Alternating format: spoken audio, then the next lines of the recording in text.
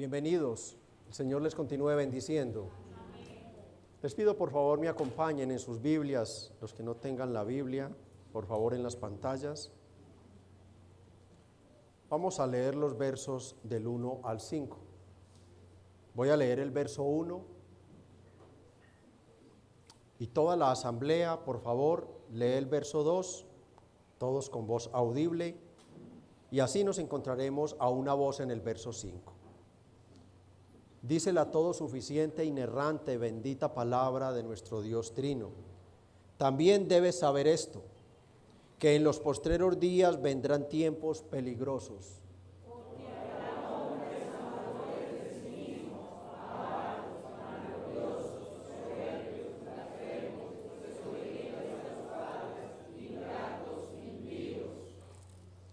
Sin afecto natural, implacables, calumniadores, interperantes, crueles, aborrecedores de lo bueno,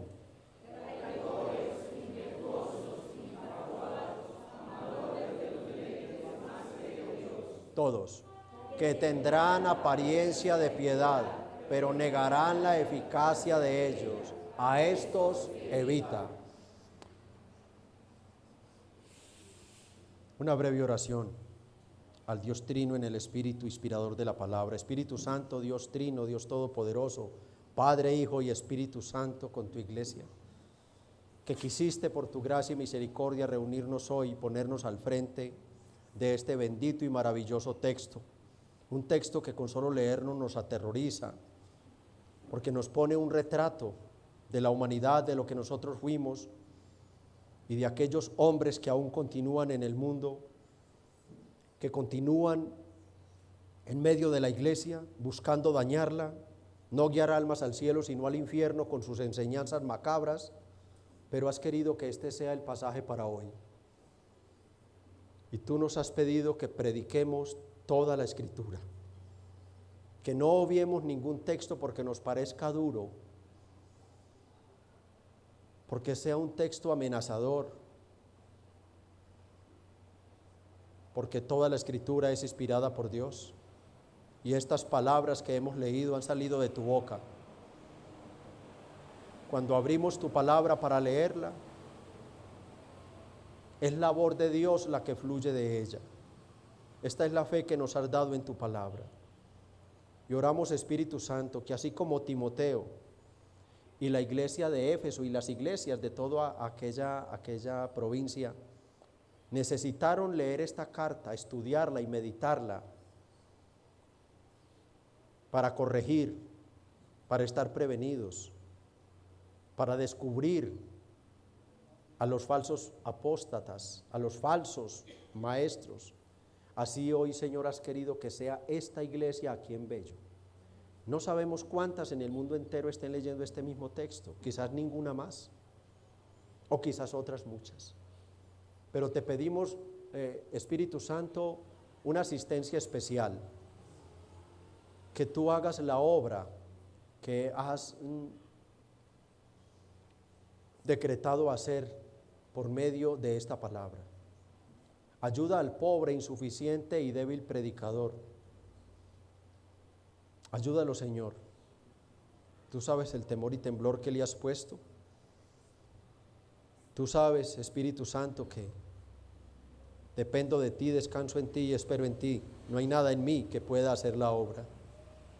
Y mira, Espíritu Santo, a todas las almas que convocaste hoy, a unas para santificarlas y a otras para llevarlas al arrepentimiento y a la salvación, que es solo por la fe en Jesucristo. Usa pues tu palabra con los propósitos divinos para el cual la has enviado.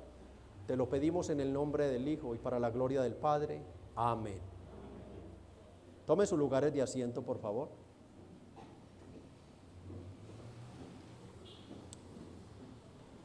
Para quienes nos visitan, gracias a Dios por ustedes que están aquí para escuchar la palabra de Dios que los puede salvar del infierno.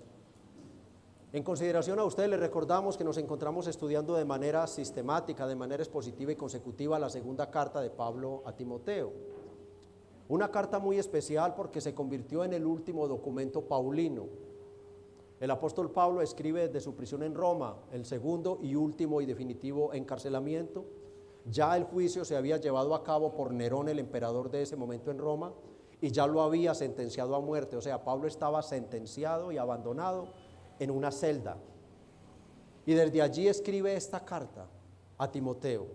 Y escribe esta carta para darle directrices, como hemos cantado la carta, directrices al joven ministro. El cántico que hicimos es un resumen, una síntesis de esta carta. Y escribe para decirle lo que tiene que hacer luego de su muerte. Como en una gran carrera de relevos, Pablo está pasando el testimonio y se lo está entregando a Timoteo. Timoteo, esto es lo que tienes que hacer. A mí me van a matar, ya voy a morir. Capítulo 4, verso 6. Ya voy a morir, Timoteo, ya me van a matar a mí, pero tú quedas al frente de esta gran obra. Y escribe esta carta para decirle qué implicaba en ese momento ser un ministro fiel del Señor. De manera especial en el capítulo 1 vimos la exhortación principal a no avergonzarse del evangelio. Pablo lo motiva primero diciéndole que la fe de él es una fe verdadera, que está firme en la fe, verso 5, capítulo 1, que esa fe habitó en la abuela Loida, en su madre Eunice, y que es la fe que lo confirma como salvado, como un creyente y como un verdadero ministro. Pero también Pablo le recuerda que Dios no le ha dado un espíritu de cobardía, sino de poder, un espíritu de poder. En el verso 7 y en el verso 8 encontramos el texto base de este capítulo. Por tanto, no te avergüences de dar testimonio de nuestro Señor, ni de mí preso suyo, sino participa de las aflicciones por el evangelio. Ese es el tema principal del capítulo único que vimos.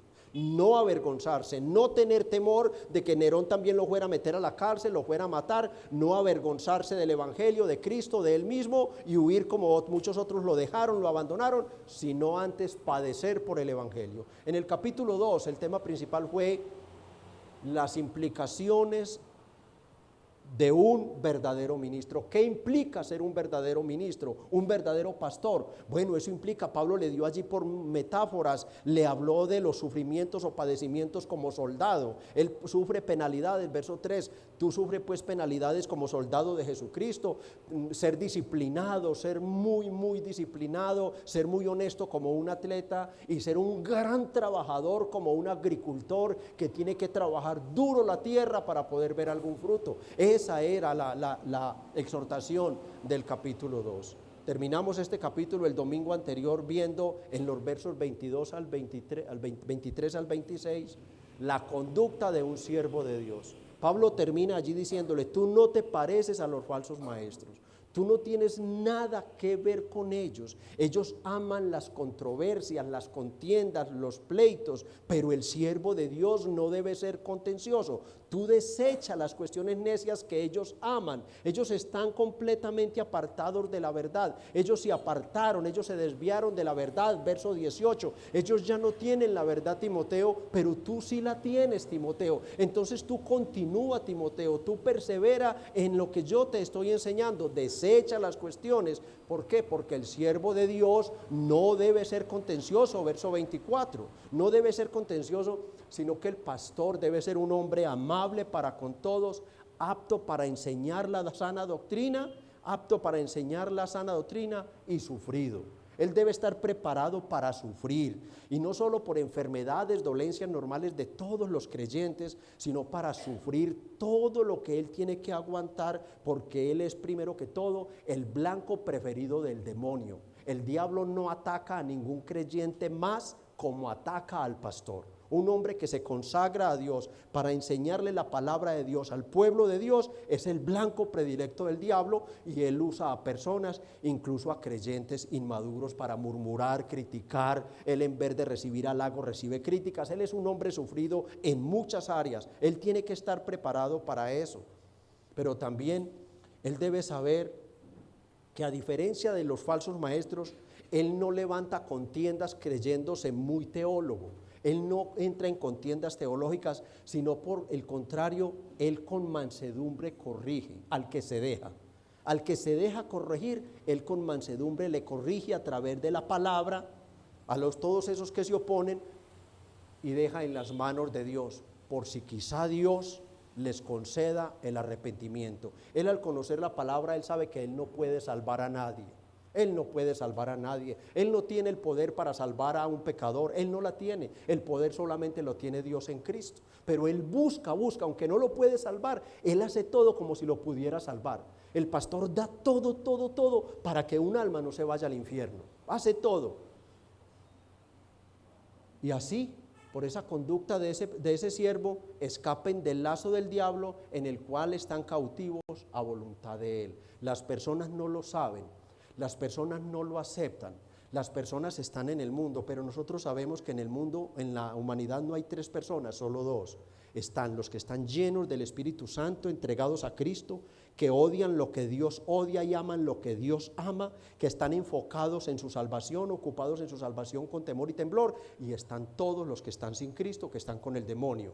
Están con el demonio, aunque no están matando literalmente, con su corazón, con sus pensamientos, con su lengua, hacen todas las cosas contrarias a la voluntad de Dios. Y el pastor está encargado de tratar de que escapen de eso.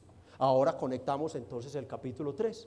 Llegamos al capítulo 3, un capítulo donde Pablo contrasta el carácter amable. Pablo continúa con el mismo tema de los falsos maestros.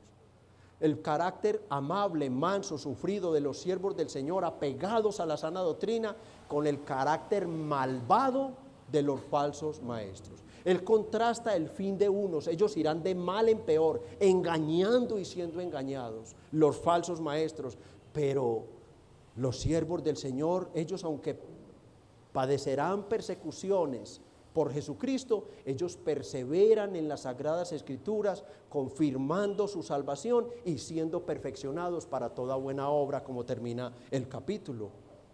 Hoy veremos los versos 1 al 5 solamente, cuyo tema principal es la advertencia del apóstol Pablo a Timoteo sobre los tiempos peligrosos de los días postreros para la sana doctrina. Ahí está. Debido al carácter malvado de los hombres, los cuales, en referencia a los falsos maestros, cubren su maldad de falsa piedad, de los cuales Timoteo, como siervo del Señor, debía alejarse. Ese es el tema. Y vamos a ver, el título de este mensaje es El siervo del Señor en los días postreros. El siervo del Señor en los días postreros. Y vamos a ver 3 encabezados, vamos a ver 3 subtítulos, vamos a ver la definición del término en los postreros días. Segundo, veremos el carácter de los hombres en los postreros días, 2 y 4, y por último veremos el deber del siervo de Dios en los postreros días. Pablo le dice, a estos evita. Vamos pues a dar desarrollo al tema. También debes saber esto, que en los postreros días vendrán tiempos peligroso.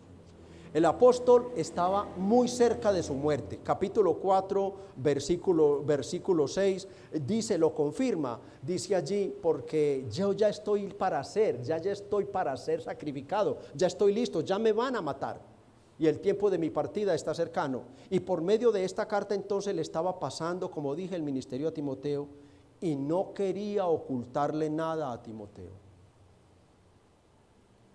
Por eso le dice, también debes saber esto.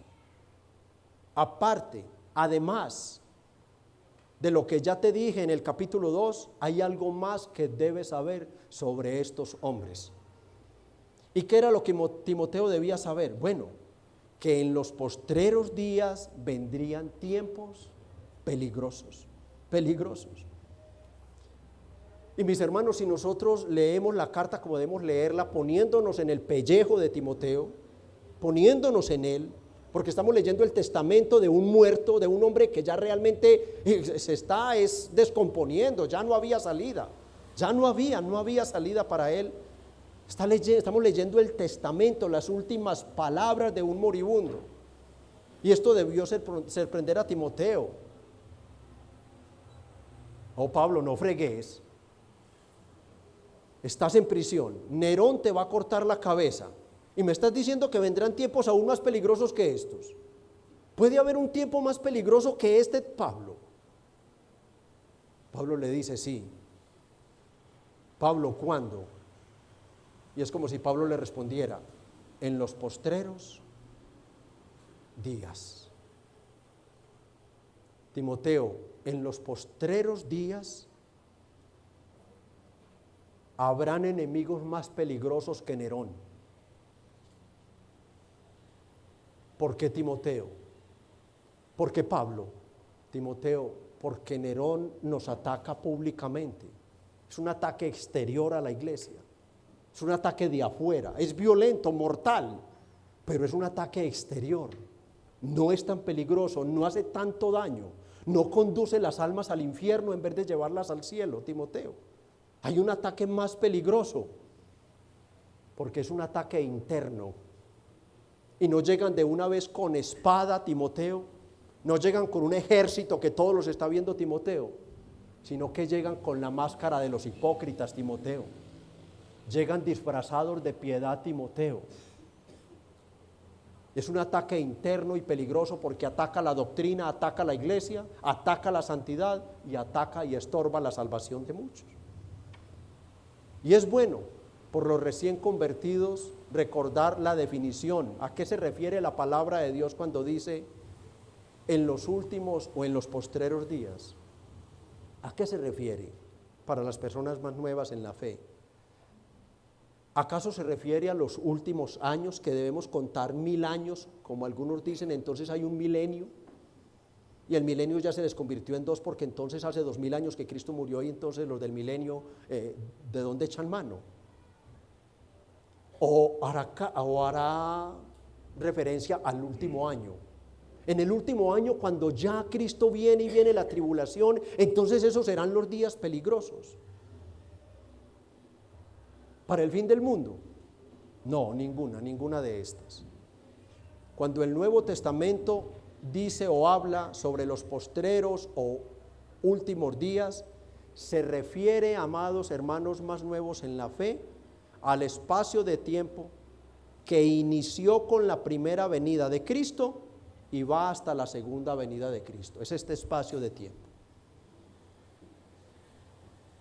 Los postreros días, cuando lo lean en la Biblia, o los últimos días, o los días finales, hace referencia al tiempo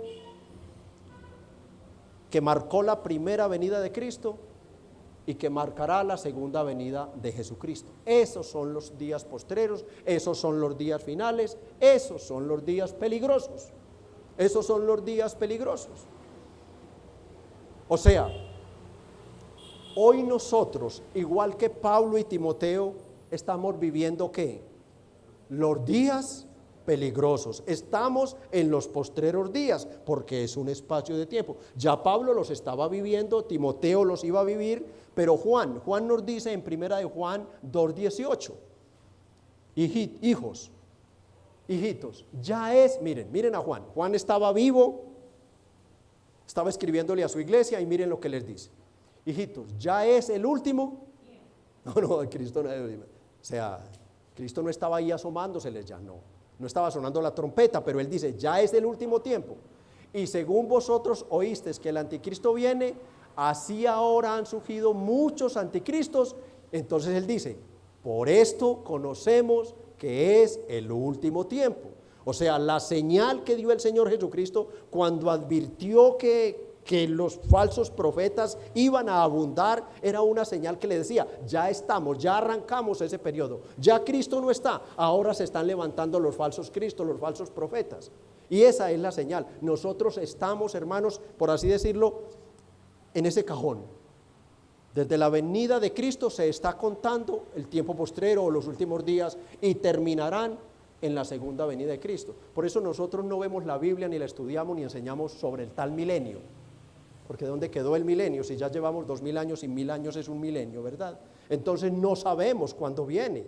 El tiempo de la segunda venida de Cristo solamente la sabe Dios el Padre. Juan en su tiempo estaba confirmando que ya estaban viviendo los últimos tiempos. Así que los días postreros vuelvo a repetirlo para las personas más nuevas, un espacio de tiempo que inicia con la primera venida y termina con la segunda y definitiva venida del Señor. ¿Y qué es lo que ocurriría entonces en ese espacio de tiempo, mis hermanos? ¿Qué es lo que ocurriría mientras el Señor vuelve por segunda vez? Bueno, el apóstol le dice a Timoteo que vendrán tiempos peligrosos, que vendrán tiempos peligrosos. El sentido de la frase es tiempos duros, crueles y difíciles de soportar por la iglesia. Tiempos duros, crueles, difíciles de soportar por la iglesia. ¿Qué significan esos tiempos peligrosos? Bueno, a través de la historia la humanidad ha vivido lo que son tiempos peligrosos. Solo basta recordar las 2 guerras mundiales. Millones y millones de personas muertas. Las pestes, las hambrunas, las epidemias, las pandemias, los desastres naturales. A eso abónele todo lo que se ha ido levantando. El homicidio de niños, el aborto, el secuestro, la extorsión, todo puede aumentarle todo esto. La humanidad ha enfrentado y está enfrentando y enfrentará esos tiempos peligrosos, y la iglesia también. La iglesia ha pasado por todos esos tiempos peligrosos. Pero esos no son los tiempos o acontecimientos de los que habla Pablo. Esos no son. Eso no es lo que hace que los tiempos sean peligrosos, no. Lo que hace que los tiempos sean peligrosos para la fe, para la sana doctrina y para la iglesia es el carácter malvado de los hombres.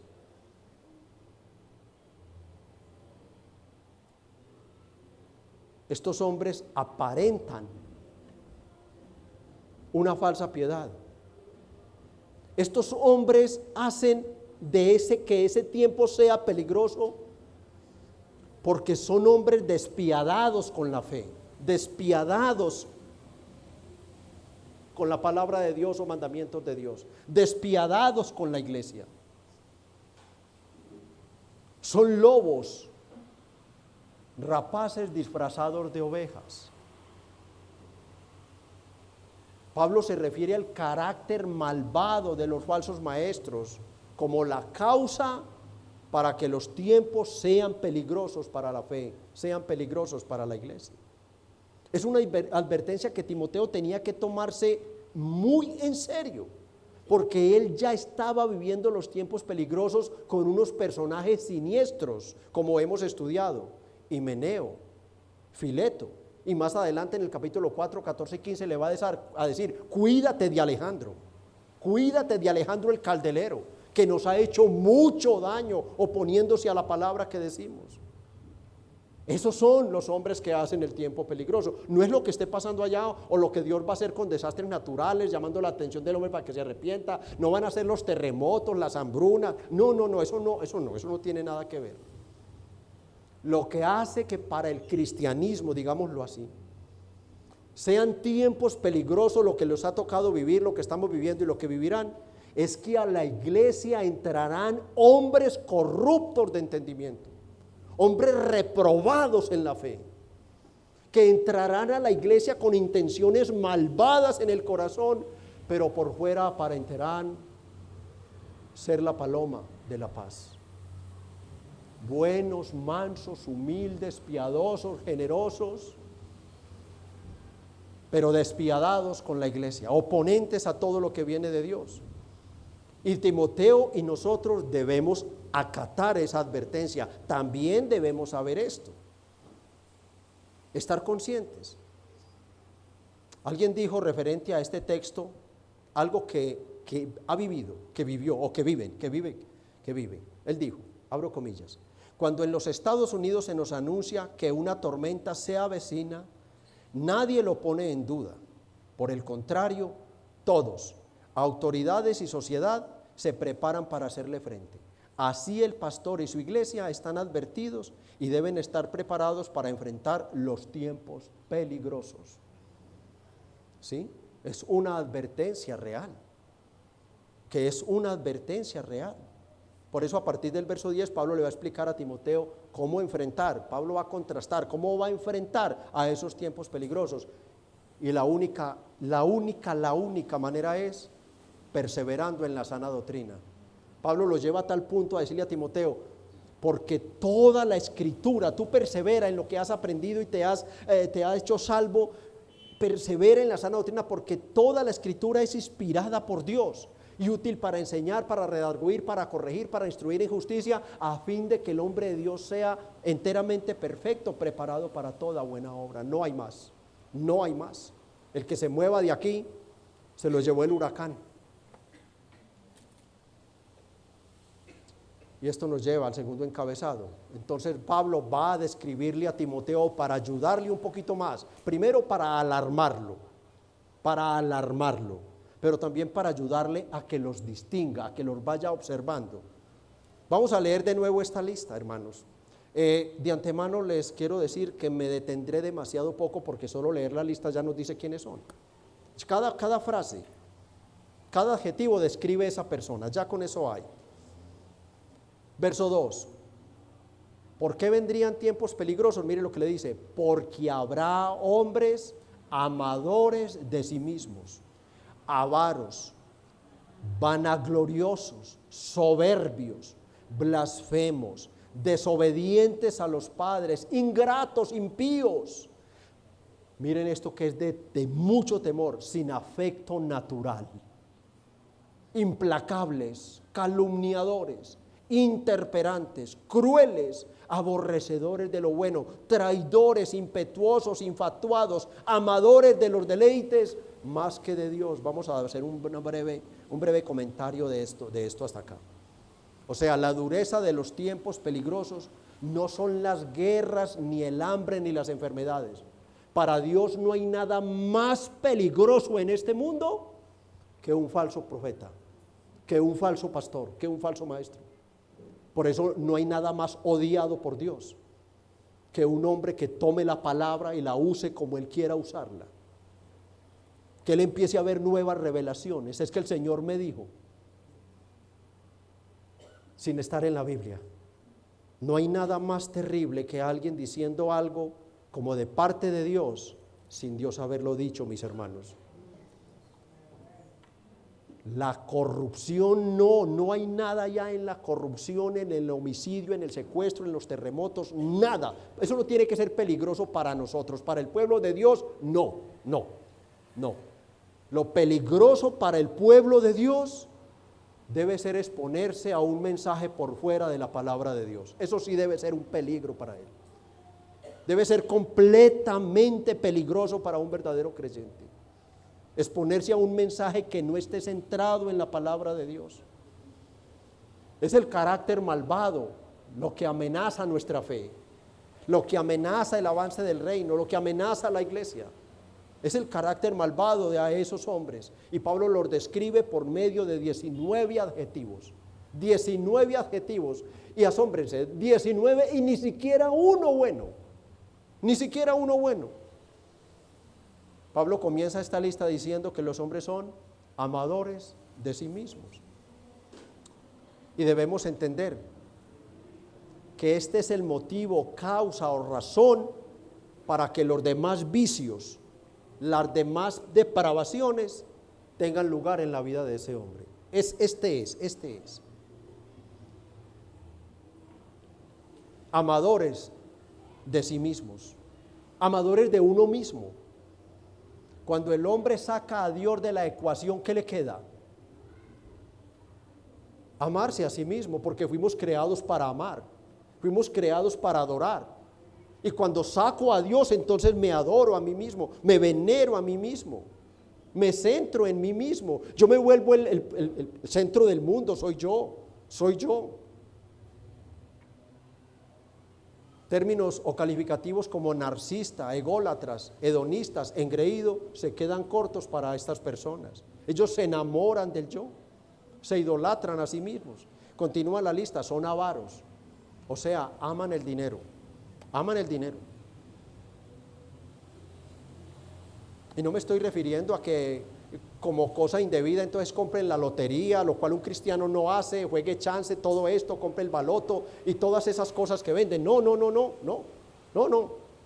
Los cristianos no hacen eso porque saben que eso tiene que ver con adivinación, hechicería, brujería y es prohibido por la Biblia. No, estos van más allá. Estos hombres se vuelven avaros dentro de la iglesia. Estos son avaros en la iglesia. Estos son los que se apoderan del dinero de los feligreses, mis hermanos. Estos son los que estafan a la iglesia con amenazas, con falsas profecías: pacte, siembre, diezme, haga todo, traiga primicias, bendiga al siervo para que Dios lo bendiga a usted, y vuelven la iglesia una pirámide, hermanos. Son avaros, no escatiman. Ellos no dicen: tiene 2 casas, venda una para que la dé para los pobres. No, venda una, pero para que me la dé a mí. Son avaros. No les importa robar, mentir, engañar a la misma congregación con tal de obtener dinero. No es que no pueda tener un pastor, una forma, una buena casa, un buen carro, si Dios se lo da honesta y transparentemente, pero no de la forma en que se hace, y que Pablo lo advierte acá. Aman el dinero.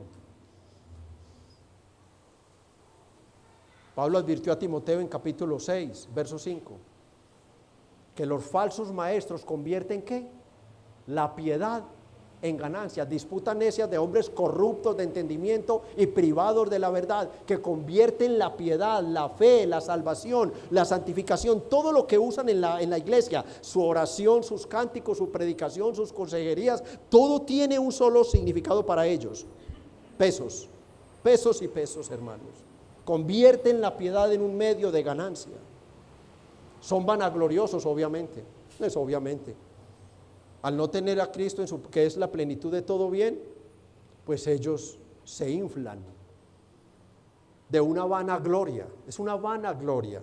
Están huecos, vacíos, no tienen nada en sí mismos, pero piensan tenerlo todo. Y eso hace que sean soberbios. Son altivos, arrogantes. Ellos creen saber más que todos, incluido Dios.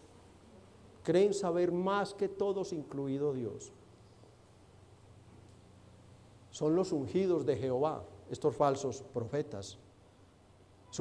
En su jactancia se burlan abiertamente de Dios, y eso hace que sean blasfemos. Son irreverentes. Ellos no tienen temor de Dios. Ellos no temen a Dios. Son irreverentes a lo divino, a lo sagrado. Ellos se burlan, insultan, maldicen a Dios con sus actos, sin ningún temor. Otra característica es la desobediencia a los padres. Y bueno, un comentarista allí lleva esto, dejándolo enfocado, como es el contexto, que son los falsos maestros, a que estos hombres, refiriéndose a los padres, se refiere a los padres de la iglesia.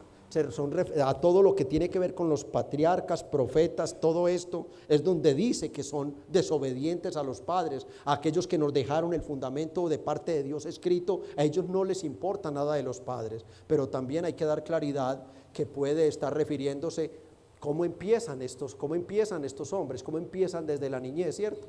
¿Cómo empiezan desde la niñez? Bueno, ellos, lo más seguro, como todos nosotros, empezaron siendo desobedientes a los padres, ¿cierto? A los niños no hay que enseñarles a desobedecer, hay que enseñarles a obedecer. Por eso el 5.º mandamiento, Éxodo 20:12, dice: honra a tu padre y a tu madre. Y el principal objetivo es la obediencia de este mandamiento, es la obediencia a los padres. Colosenses 3:20, hijos, obedeced a vuestros padres en todo, porque esto agrada al Señor. Los hijos, Dios les ordena obedecer a sus padres. Obedecer a los padres. Niños que están acá, obedezca a su padre. Los niños, los adolescentes que están acá, conforme al mandamiento de Dios y conforme a la palabra de Dios, si usted no obedece a sus padres, usted se la va a ver con Dios un día. Usted se la va a ver con Dios. Ese padre es la máxima autoridad que usted tiene después de Dios en su vida. Usted no sabe todo lo que ese padre hace, niño, joven, adolescente, para darle lo que usted no se merece. ¿Y cómo responde usted? Con ingratitud, grosería y rebeldía. Dios lo está viendo, niño. Dios lo está viendo. Y le va a pedir cuentas un día si no se arrepiente. Dios no olvida absolutamente nada, así hayan pasado 1 millón o millones de años. Llegará el día donde todos rendiremos cuenta, niños, y usted le hará cuentas a Dios porque usted ha sido traído por sus padres a los pies de Cristo y usted en rebeldía se ha parado y le ha dado la espalda. Ya, basta, niño, de su rebeldía con sus padres. Sométase a ellos, respételos, pídales el favor, agradézcales en todo. ¿Por qué? Porque esa es la marca que sigue, la ingratitud. La desobediencia los hace ingratos. Los hace ingratos. No agradecen a sus padres, no agradecen a Dios por nada, no agradecen a Dios. Sus padres, ¿para qué me trajo pues al mundo? Entonces el padre le sale siendo deudor, y así luego pasan a Dios, a reclamarle a Dios en vez de tener temor de Dios. Y esto hace que los niños crezcan y se conviertan en hombres impíos. Mire la lista, impíos. O sea, irreverentes ante Dios y ante sus padres, hombres sin piedad, impíos, sin piedad, para los cuales no existe nada sano ni sagrado. Las personas impías son minimalistas. Se le habla de la cruz, eso es un pedazo de madera, cualquiera lo puede hacer. Se le habla de la Biblia, un libro de historietas escrito por hombres. ¿Quién dijo que eso era el libro de Dios? Dios mismo. Un ser mitológico, un ser mitológico. El infierno es un lugar de diversión y de inmoralidad libre. Lo sagrado y lo profano es lo mismo para ellos. Los impíos no tienen ninguna clase de reverencia. Por eso el verso 3 empieza que son hombres sin afecto natural, sin afecto natural. O sea, son personas que no tienen sentimientos, valores ni respeto para nadie. Sin afecto natural. Están vacíos de todo bien.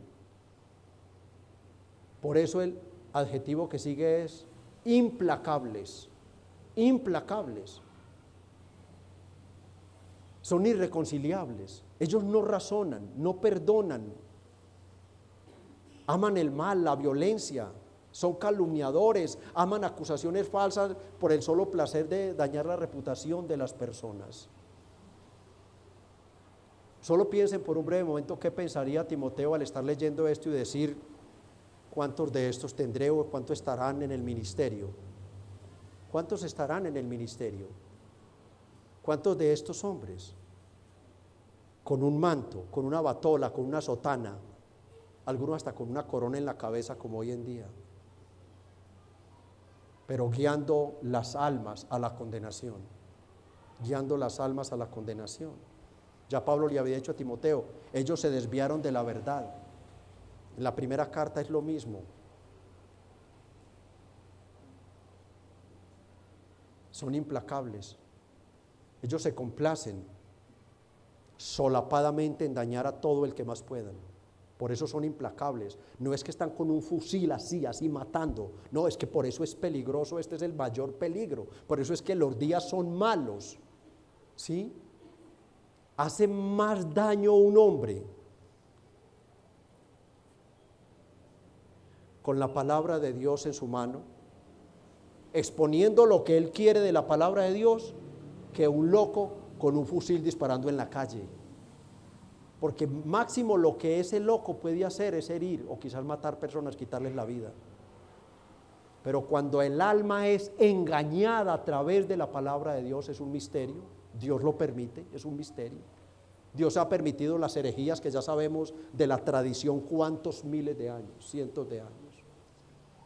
El peligro para la iglesia, y esto es lo que quiero que entiendan porque era lo que Pablo quería que Timoteo entendiera, el peligro está en esos hombres que se paran en un púlpito y usan la Biblia para decir todo lo que la Biblia no dice, son interperantes, no tienen control, porque si tuvieran control pues decían, ¿cómo voy yo a enseñar esto? O sea, no hay dominio propio, no hay templanza, no hay autocontrol. Son personas sin dominio propio sobre sus palabras, sus actos, sus pensamientos. O sea, son crueles, aborrecedores de lo bueno. Todo lo que tiene que ver con Dios es aversión para ellos, es odiado por ellos.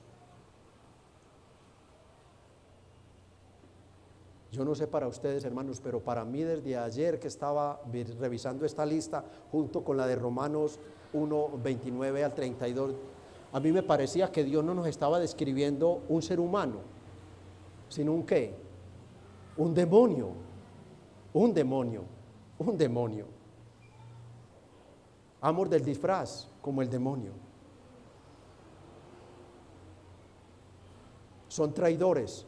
Así empieza el verso 4, traidores, sin fidelidad a nadie,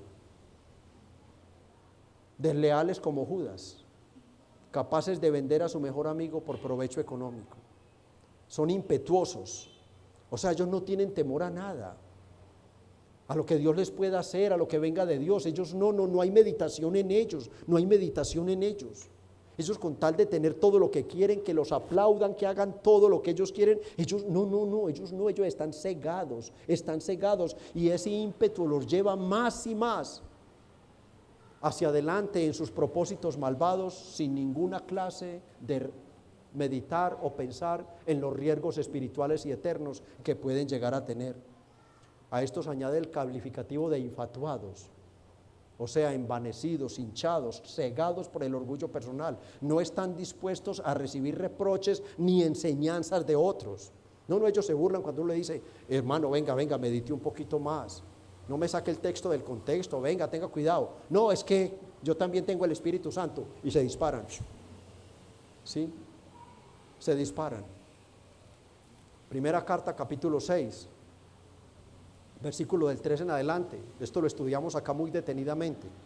Si alguno enseña otra cosa y no se conforma a las sanas palabras de nuestro Señor Jesucristo y a la doctrina que es conforme a la piedad, y ahí lo describe. ¿Qué le pasa a esa persona? Está envanecido, nada sabe y delira acerca de cuestiones y contiendas de palabras de las cuales ya no hay forma de entrar en un diálogo respetuoso, cristiano con ellos. No, ellos están infatuados, ellos están elevados en su ego, ellos piensan que descubrieron la forma de andar de pie, que ellos fueron los que descubrieron, que hicieron el gran descubrimiento de la historia de la cristiandad, y están usando la misma Biblia que usa la iglesia, la misma Biblia. Están envanecidos, no aceptan, son amadores de los deleites más que de Dios, Obviamente ellos están en que yo lo descubrí, en que yo lo vi, y así tiene que ser, y eso es lo que enseñan y lo que predican. La idea es que sustituyen a Dios y se ponen en el lugar de Dios. Ese es el punto acá. Bueno, este es el retrato que hace Pablo del carácter moral de las personas en general sin Cristo. En general, primero, porque recordemos allí Romanos 1, 29 al 32. Allí está hablando de la humanidad en general, pero ya en nuestro texto está hablando de estas personas en específico. Está hablando de los falsos maestros. Es innegable que habla primero en Romanos de toda la humanidad sin Cristo. Toda la humanidad sin Cristo de una u otra manera tiene esas características. Pásenlo por favor para volver a leer la lista. Estando atestados, mire, atiborrados, llenos, repletos, todo lo que le quiera poner como adjetivos a esa palabra, atestados, de toda injusticia, fornicación, perversidad, avaricia, maldad, llenos de envidia, homicidios, contiendas, engaños, malignidades. Esa es la sociedad en la que estamos, la que ha existido desde Cristo y la que existirá hasta que Cristo venga. Murmuradores, detractores, aborrecedores de Dios, injuriosos, soberbios, altivos, inventores de males, desobedientes a los padres. Murmuradores, detractores, aborrecedores de Dios, injuriosos, soberbios, altivos, inventores de males, desobedientes a los padres. Y luego nos va a decir en el 32, por favor, quienes habiendo entendido el juicio de Dios, que los que practican tales cosas son dignos de muerte. Esta es la sociedad entera. No solo las hacen, muchas de esas cosas las practican, y quizá aquí hay personas que voluntariamente practican eso. Algunas cosas de ahí las practican voluntariamente, pero hoy, amigo o amiga que estás aquí, Dios te dice, no la hagas más, arrepiéntete y no te complazcas, no te rías, no aplaudas porque otro haga trampa, engañe, robe, mienta, fornique, adultere, se emborrache, chismee. No lo haces tú, pero tampoco te agrades, no te rías con ellos. ¿Por qué, hermanos? ¿Por qué? Porque los que hacen tales cosas, no heredarán el reino de Dios. No heredarán el reino de Dios.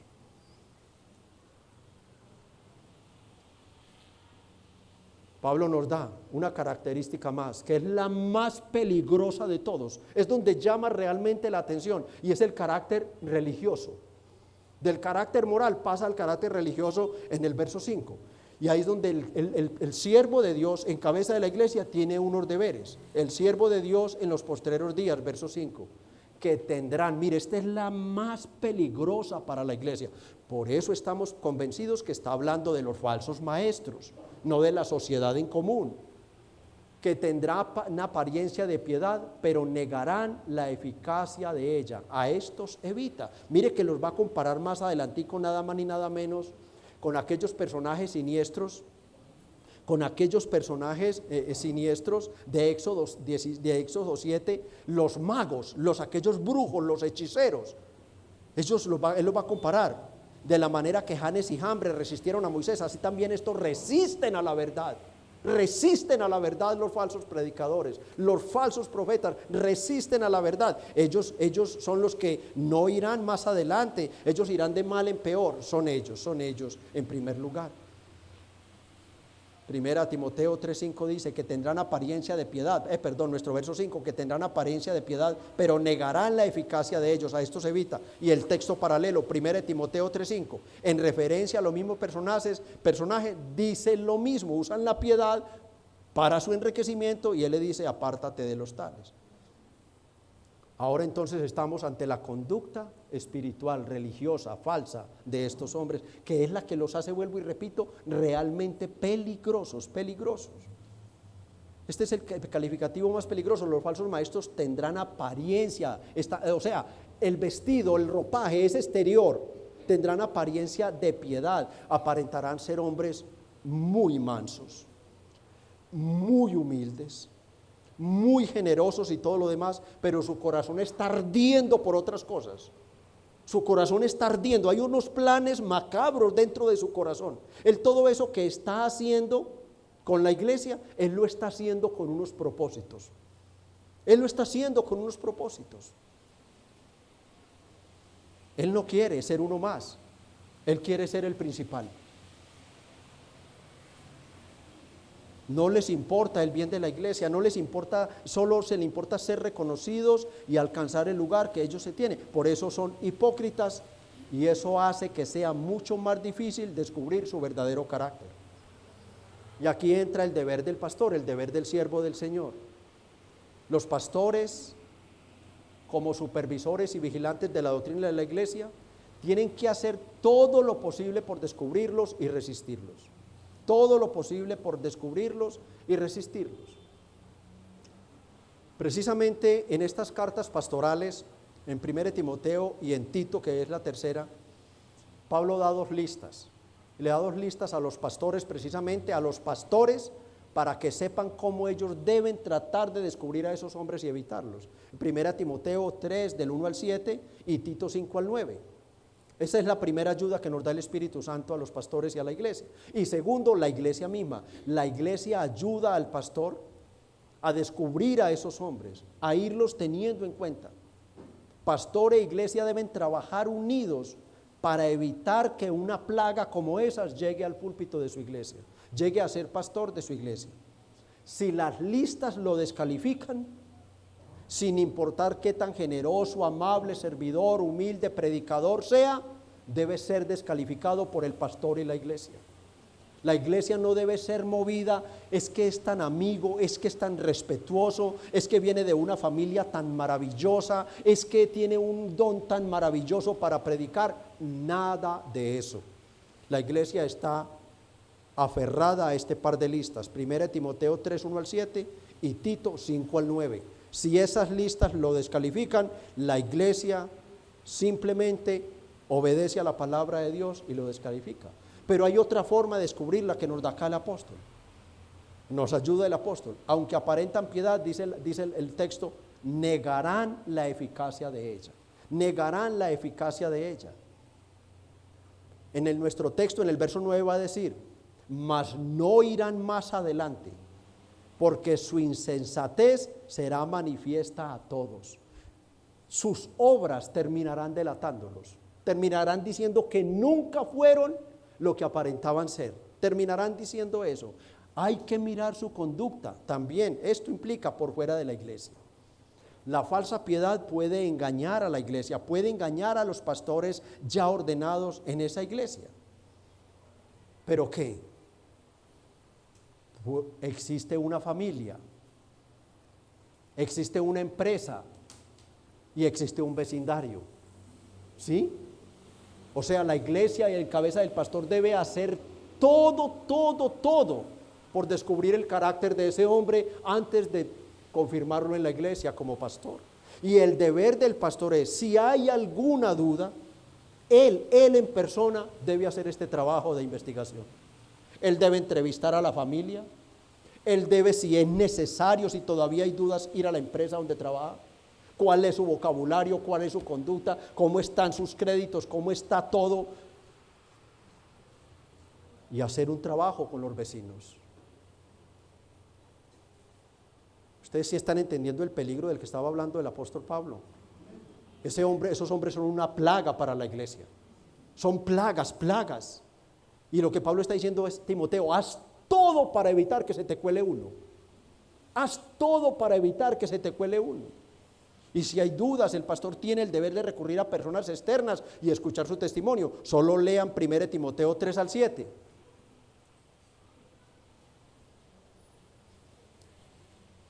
Allí Pablo le dice a Timoteo que cómo tiene que hacer, cómo tiene que recurrir antes de. También es necesario que tenga que. Está hablando de que si el que desea obispado, buena obra desea, pero es necesario que y allí le dice, también es necesario que tenga buen testimonio de los de afuera. O sea, el pastor y la iglesia, el deber del pastor no es confiarse porque aquí es la ovejita más hermosa. ¿Cuál es el testimonio que tiene allá? ¿Cuál es el testimonio que tiene allá? Que Dios nos ayude, mis hermanos. En referencia a los falsos profetas, ¿qué dijo el Señor en Mateo 7:15? Para ayudarnos. Por sus frutos los conoceréis, pero en la iglesia nos muestran frutos equivocados. Entonces, ¿dónde tengo que ir a descubrir esos frutos? Afuera de la iglesia, mis hermanos, como nos acaba de decir acá el texto de 1 Timoteo 3 del 1 al 7. Ahora, Timoteo, ya sabes cuál es el carácter y lo que tendrás que hacer para evitar a estos hombres en tu ministerio. Y nosotros también, iglesia, nosotros también, hermanos, nos queda orar mucho a Dios para que Dios nos libre de ellos, porque se nos pueden colar, hermanos, se nos pueden colar. Hay que orar porque solo Dios los puede evitar, solamente Dios puede librarnos de ellos. Pablo nos advierte que los tiempos serán peligrosos porque tendrán apariencia de piedad. No olviden esto. Esta es la característica más peligrosa de un falso pastor. Es la más peligrosa. Tendrán apariencia de piedad. Ay, es que ustedes no lo ven como es. Ustedes no lo ven, siempre es el primero en llegar. Aquí está con nosotros, no le niega un favor a nadie. Vea, huyan, hermanos. Miren lo que está diciendo Pablo. O sea, inmediatamente trate de quitarle esa vestimenta a ver qué hay debajo. Pero como no podemos ver el corazón del hombre, hermanos, tomamos en cuenta las recomendaciones que nos da el Espíritu Santo a través de la palabra, examinarlo a través de las listas, comprobar en el exterior con su familia, con sus vecinos, si es necesario hasta su empresa, revisarle todo a ese hombre, porque va a administrar la palabra de Dios para las almas de Dios y conducirlas al cielo. Él va a recibir los dos tesoros más grandes de Dios en la tierra, su palabra y su iglesia. Eso es lo que nos entrega Dios a nosotros para que demos la vida por ellos, para que demos la vida por la sana doctrina y demos la vida por la iglesia cuando vaya a ser atacada por un lobo rapaz.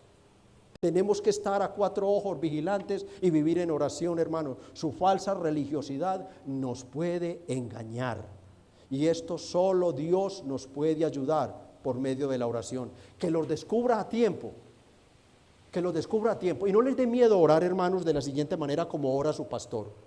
Mi oración es: Señor, si están camuflados en la iglesia, sacúdelos y llévatelos lejos, Señor. No les dé miedo orar. No les dé miedo a ustedes, hermanos miembros de la iglesia, orar. Señor, sacude la iglesia de todo malintencionado. Sacude, filtra, purifica la iglesia. Esa es la oración de un pastor bíblico. Él no tiene más celo que su palabra y su iglesia. Son los dos tesoros que Dios le ha dado. Y Él dará cuentas, yo y todo pastor dará cuentas a Dios por esos dos tesoros. ¿Qué has hecho con mi palabra? ¿Qué le has enseñado a mi iglesia? ¿Y cómo me has defendido la iglesia? A través de ella, de su palabra, de su espada de doble filo, de los lobos rapaces. Así que si aquí hay alguno camuflado, tenga presente que Dios lo va a sacar.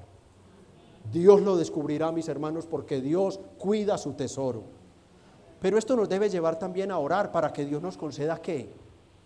Más pastores, hermanos. O sea, hermanos, más pastores, siervos piadosos, humildes, que teman a Dios y amen la doctrina, que amen la iglesia, que no haya nada más para ellos. Ellos ya están enfocados, ya. Su enfoque ya sabe cuál es, como lo hemos estudiado en estas cartas. Ya ellos están definidos. Dios se encargará del resto. Hombres de esos que teman a Dios, que amen la sana doctrina, que amen la iglesia, que sean capaces de defender la iglesia, de defenderla.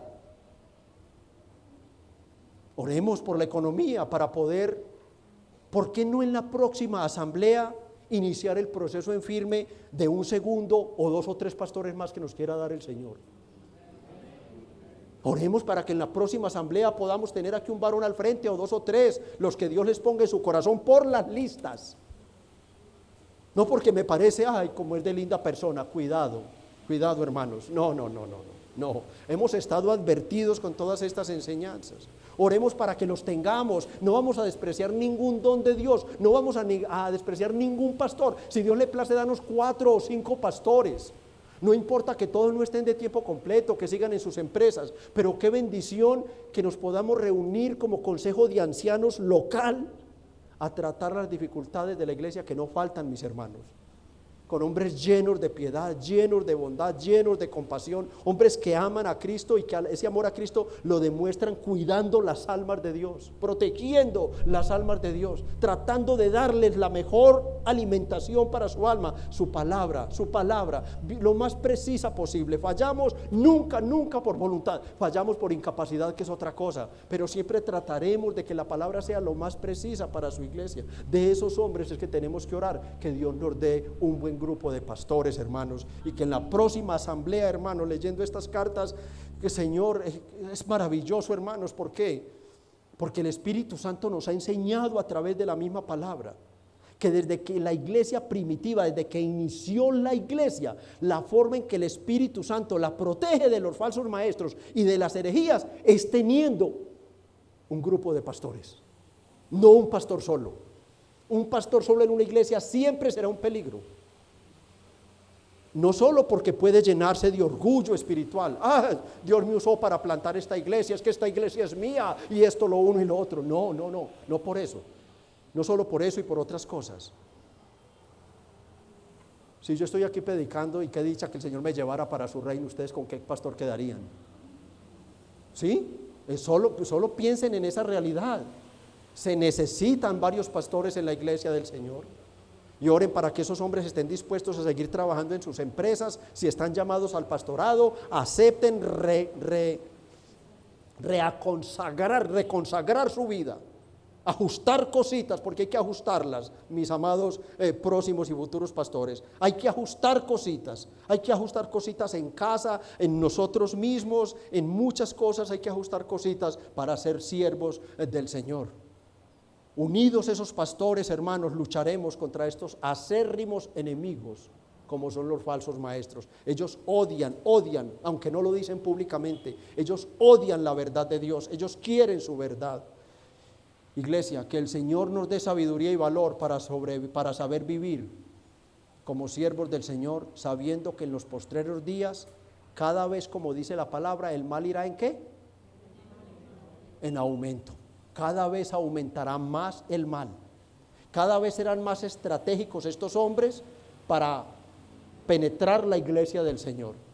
Ellos no atacan el mundo porque el mundo está bajo el demonio. Ellos siempre tienen que atacar, es el pueblo de Dios, hacerle daño al pueblo de Dios. Que el Espíritu Santo nos ayude. Pero no hay que temer a la misma vez, que debemos ser responsables y luchar. No tenemos que temer. ¿Por qué? Porque la iglesia no será jamás destruida, mis hermanos. ¿Cuántos dicen amén? No será destruida, mis hermanos. No. Nunca los herejes podrán dañar lo que el Señor ha edificado. El Señor dijo en Mateo 16, 18, las puertas del Hades no prevalecerán contra ella. Y no la podrán dañar porque el fundamento de Jesucristo, no lo olviden que hace poco lo vimos, es la piedra angular que la sostiene firme e inconmovible. La iglesia soportará los tiempos peligrosos hasta la segunda venida porque el Señor es su fundamento, dueño y defensor, mis hermanos. Pero también debemos dar gracias a Dios por sus siervos. ¿Por qué? Porque Dios siempre se ha guardado un remanente de pastores fieles, siempre a través de la historia. No faltará ni la palabra sana ni siervos sanos en la iglesia del Señor. No faltará, mis hermanos. Pero este texto, llevado allí a la par con Romanos, también nos debe mover a la humildad y a la gratitud. ¿Por qué, mis hermanos? Porque siendo humildes y sinceros, ¿cuántos de esos 19 adjetivos que leímos solo acá en Timoteo y no en el de Romanos apuntaron a nuestro carácter en nuestra vida pasada? ¿Cuántos? ¿Cuántos, hermanos? ¿Cuántos pudieron ver en Romanos, para poner solamente Romanos, cuántos se vieron allí en alguna de sus áreas? ¿Cuántos? ¿Cuántos, si fueron sinceros, allá en Romanos 1:29, ustedes no se vieron en algo ustedes mientras se leía? ¿Ah? ¿No se vieron? Estando atestados de toda injusticia, fornicación. Si yo digo, levanten la mano acá, los que tuvieron una relación sexual por fuera del matrimonio, se masturbaron, vieron pornografía, hicieron toda clase de pecado sexual, ¿cuántos se encasillan ahí? Yo si tuviera tres manos levantaría. Ahí estuvimos, mis hermanos, ¿o no? ¿Ah? Fuimos perversos de una u otra manera, algo salió de nuestra boca sucio contra Dios. Fuimos avaros, hermano, aunque no lo reconocíamos. Yo también me jugué mis chancecitos. Yo me los jugué, mis hermanos, y eso es avaricia. No lo sabía, que es otra cosa, ¿sí? Pero yo me lo jugué. Yo compré mi boletica de Rivas a ver si me ganaba el carrito. Maldad, llenos de envidia, homicidios. No había que matar literal, sino el solo odiar a una persona. El Señor Jesucristo dijo, ya lo mataste, ya eres asesino. Miramos a una mujer, ya adulteraste con ella, dijo el Señor. Hermanos, estas listas que vimos hoy nos deben llevar a nosotros a decir, Señor, gracias, porque siendo yo una criatura completamente depravada, tuviste misericordia de mí y en Cristo Jesús me salvaste. No, ese es el pasaje, hermanos. ¿Qué dice Romanos 3:10-12? Dice que no existe ni un solo ser bueno sobre la tierra, ningún ser bueno, ninguno que cumpla con la justicia requerida de Dios para perdonarlo y salvarlo. Ninguno tiene la justicia salvífica en él. Necesitamos ser revestidos de la justicia de Cristo, mis hermanos. Necesitábamos de esto. Todos estuvimos muertos moral y espiritualmente, nos deja ver Efesios 2:1, y Él nos dio vida a vosotros cuando estábamos muertos en nuestros delitos y pecados. No, es que leer esta lista y decir, ay, eso es para los falsos maestros, ay, no, pues qué rico. No, la palabra de Dios es viva y eficaz, hermanos. Es inspirada por Dios y es útil para todo momento, para todo tiempo, para redarguirnos, para acabar con nuestro orgullo, para humillarnos y decirnos, mira que tú también hiciste parte de este grupo. No hay justo ni aun uno, mis hermanos. Pero gloria al Señor por lo que dice toda su palabra en muchos textos, pero de manera especial escogí Isaías 53:6. Todos nosotros nos descarriamos como ovejas. Mire, a la par con las dos listas de hoy. Cada cual se apartó por su camino, cada cual escogió sus pecados, mas Jehová cargó en él. ¿En quién? En Jesucristo, el pecado de todos nosotros. ¿Y cuántos dicen amén? Oh, este pasaje nos lleva a esto, hermanos, a engrandecer a Dios por su Hijo Jesucristo, a elevar nuestras almas, a elevar nuestra alabanza al Señor y decirle, Señor, gracias, solo tú lo podías hacer, solo tú, mi Cristo amado, lo podías hacer. Hermanos, Dios nos salvó en Cristo, no por ser mejores que otros pecadores, sino a pesar de ser iguales a todos los pecadores. Así que demos gracias a Dios, mis hermanos, por su misericordia y su gracia en Jesucristo. Aunque cada vez por la decadencia moral y espiritual los tiempos serán más peligrosos, la salvación de la iglesia en Cristo es segura. Aunque estemos viviendo tiempos peligrosos. Amén. Amigos, ya sabes, amigos que están aquí que todavía dicen, yo no. Hoy es tu día, hoy es tu día. Hoy puedes ser salvo, hoy, ahí mismo. Solo tienes que aceptar que dentro de ti hay muchas características de estos hombres. Tu carácter es malvado aunque tú no lo quieras aceptar. Es malvado. No te lo está diciendo el predicador. Te lo dice Dios. Pero te lo dice, amigo, para que tú te arrepientas y digas, basta de mi pecado.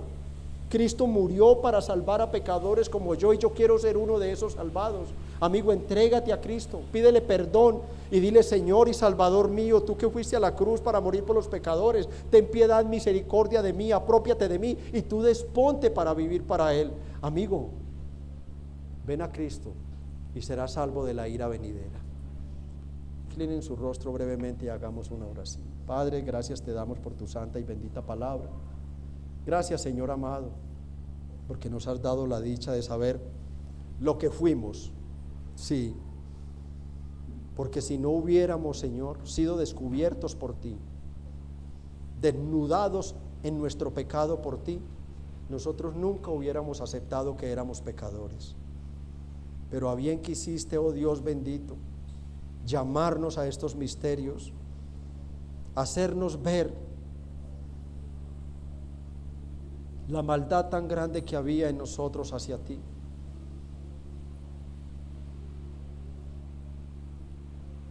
Y en un acto que nuestra mente humana jamás será capaz de entender, tú enviaste a tu Hijo desde el cielo para que, viniendo a la bienaventurada Virgen María, cubriendo su divinidad de humanidad, naciera como niño, se hiciera hombre, viviera como hombre, sufriendo toda clase de tentaciones, de atropellos, padeciendo la muerte de la cruz, la muerte como si fuera maldito, siendo sepultado, resucitado y ascendiendo al cielo para perdonarnos a nosotros.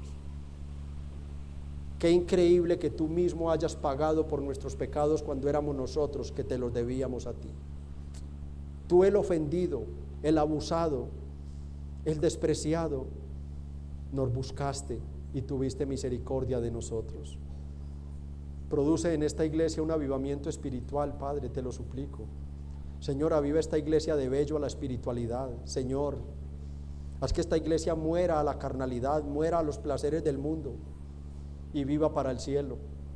Enséñale a esta iglesia a buscar primeramente el reino de Dios y su justicia, en sus trabajos, en sus empresas, en sus hogares, donde quiera que estén, cumpliendo con los deberes como seres humanos en este mundo, pero teniendo presente que por encima de todo está Dios, buscando a Dios en todo momento. Dale a esta iglesia un verdadero amor por la santificación y un desprecio real por el pecado. Señor, yo te suplico, incapacita a esta iglesia para pecar. Estas listas nos han aterrorizado de nuevo, estas listas nos han llevado a la humillación y estas listas nos han llevado a la gratitud, porque nos hemos visto a través de ellas también. Por eso te damos gracias, Padre, por este perdón, esta salvación tan grande, pero de manera especial te pedimos, libra a esta iglesia, libra a esta tu iglesia de que se nos vaya a filtrar un hombre de tal corrupción moral y espiritual. Libra a esta iglesia de ir a traer como ministro de la palabra a un hombre cuya piedad es solamente un disfraz, una máscara para engañar. Señor, líbranos de estos malvados, líbranos de estos despiadados, de estos crueles que toman la piedad como fuente de ganancia. Señor, que en tu gracia y misericordia tu Espíritu Santo ilumine la iglesia, ilumine al pastor, tomando todas las directrices que tú nos has dado para identificarlos. Y por favor, Padre, como somos tan ciegos y tan incapaces, tú que lo sabes todo, libra a la iglesia y sacúdelos, expúlsalos de ella, Señor. Ponles temor en el corazón. O haz, Señor, como en tu santa voluntad decidas, pero líbranos de ellos. Pero también hacemos una oración congregacional en este momento para pedirte, Padre, bendícenos con más pastores. Padre, por favor, Señor, no solo porque mi carrera va terminando y debo pasar mi testimonio a otro y debo entregar el ministerio a otro, sino por la protección de la doctrina y de la iglesia, Señor. Bendícenos con más pastores, por favor. Prepara en humildad y santificación a esos hombres, que los que tengan que seguir trabajando en sus empresas lo sigan haciendo, pero con un corazón dispuesto para servir a la iglesia. Oh, bendícenos y adórnanos más de lo que nos has adornado, dándonos del cielo, Señor. Venga la bendición en la elección de parte tuya, no de nosotros, de un grupo de pastores para esta iglesia de Bello. Padre, bendice también a las personas nuevas que nos han visitado. Si ellos se arrepintieron, perdona sus pecados, y si han creído en Cristo, sálvalos. Te suplico, Espíritu Santo, que nadie salga de este salón como entró en un principio, para la gloria del Padre, en Cristo Jesús. Amén y amén.